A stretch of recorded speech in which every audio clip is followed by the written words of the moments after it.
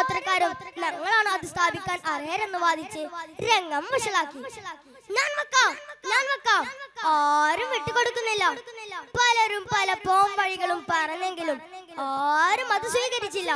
തർക്കം മൂർജിച്ച് ഒരു സംഘർഷത്തിലേക്ക് വഴിമാറുന്ന ഘട്ടം വന്നപ്പോൾ കൂട്ടത്തിലുണ്ടായിരുന്ന മുതിർന്ന ഒരാൾ ഒരു അഭിപ്രായം മുന്നോട്ട് വെച്ചു.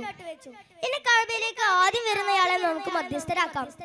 അദ്ദേഹം പറയുന്ന എന്ത് പരിഹാരവും സ്വീകരിക്കാൻ നാം തയ്യാറാണ്. എല്ലാവരും സമ്മതിച്ചു.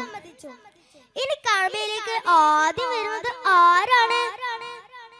എല്ലാവരും പ്രതീക്ഷയോടെ വഴിയോരത്തേക്ക് കണ്ണു നട്ടിരിക്കുകയായി. കുറച്ചു സമയത്തിനകം അതാ ഒരു ചുറുചുറുക്കുള്ള ചെറുപ്പക്കാരൻ കടന്നു വരുന്നു. ആരാണത്? എല്ലാവരും ആകാംക്ഷയോടെ വരുന്നയാളെ തന്നെ നോക്കി നിന്നു. അടുത്തെത്തിയപ്പോഴല്ലേ കൂടിയുന്നവരുടെ കണ്ണുകൾ ആഹ്ലാദം കൊണ്ട് പ്രകാശിച്ചു. ഹൗ, നമ്മുടെ അൽ അമീനാണല്ലോ വരുന്നത്. ഏവർക്കും സ്വീകാര്യനായ ഒരാൾ.